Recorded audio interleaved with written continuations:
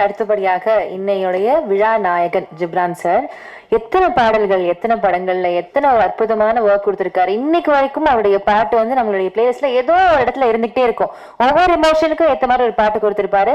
இன்னைக்கு பிளே பண்ண 2 songs first time நம்ம கேட்டோம், பட் இட் இஸ் லைக் எங்கேயோ ரொம்ப கனெக்ட் ஆன ஒரு feel. So I think only you can pull it off sir. Thank you so much. Please வாங்க இந்த படத்துல ஒர்க் பண்ண அனுபவங்கள் பத்தி ஒரு சில வார்த்தைகள்.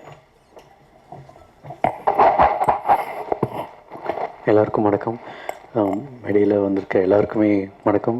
ஃப்ரெண்ட்ஷிப்பாக கூப்பிட்டோன்னே வந்திருக்க ரோஹின் அண்ட் நிவாஸ் அண்ட் எல்லாருக்குமே. பட் ஃபர்ஸ்ட் தான் இல்லை, நான் சொல்ல நினச்சது எல்லாமே சொல்லிட்டாங்க. ஃபஸ்ட்டு எனக்கு சந்தோஷ் தான் கால் பண்ணார். கால் பண்ணிட்டு அப்புறம் நான் வந்து ஓகேங்க நான் பார்க்குறேன் அப்படின்னு கொஞ்சம் டிலே பண்ணேன். அப்புறம் வினோத் அடித்தார். சரி இதுக்கு மேலே நம்ம லேட் பண்ணக்கூடாதுன்னு சொல்லிட்டு தான் அது லைக். பட் ஃபர்ஸ்ட் எனக்கு படம் பார்த்தோன்னே உண்மை அந்த ஒரு மைண்ட் செட் தான். ஏன்னா ஓகே எப்படி இருக்குன்னு தெரியாதுன்னு, பட் ஃபர்ஸ்ட் ஷார்ட்டில் இருந்தே அதை ரிவீல் பண்ணிட்டாரு ரவி சார். ஸோ அதனால் பட் அந்த ஷார்ட்டில் இருந்து ஐ வாஸ் லைக் நான் டோட்டலி ஃபுல்லாக உள்ளே இருந்தேன். அண்ட் படம் முடிச்சுட்டு உடனே வினோத் கடிச்சேன், அவர் எடுக்கலை. ஸோ சந்தோஷ் அவருக்கு அடித்தேன். ஸோ சொன்னேன் இல்லைங்க ரொம்ப செம மாசாக இருக்குது, கமர்ஷியலாக இருக்குது அப்படின்னு.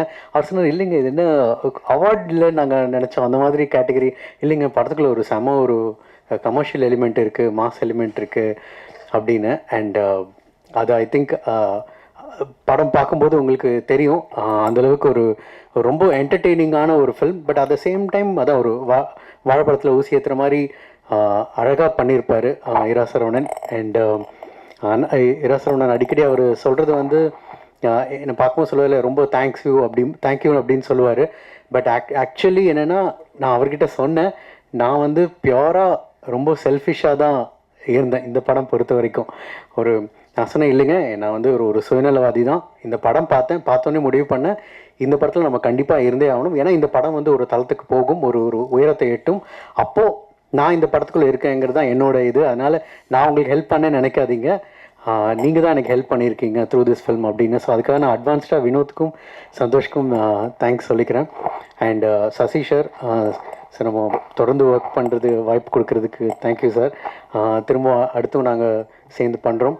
அண்டு இந்த படம் பார்த்து முடிச்சுட்டு நான் சந்தோஷ்கிட்ட சொன்னேன், சசி சார் மாதிரியே இல்லை, இது வேறு மாதிரி இருக்குது படம், அவரோட ஐ திங்க் இது அவரோட பெஸ்ட்டு அப்படின்னு ஆக்டரா அப்படின்னு. ஸோ கண்டிப்பாக sir I think I done justice.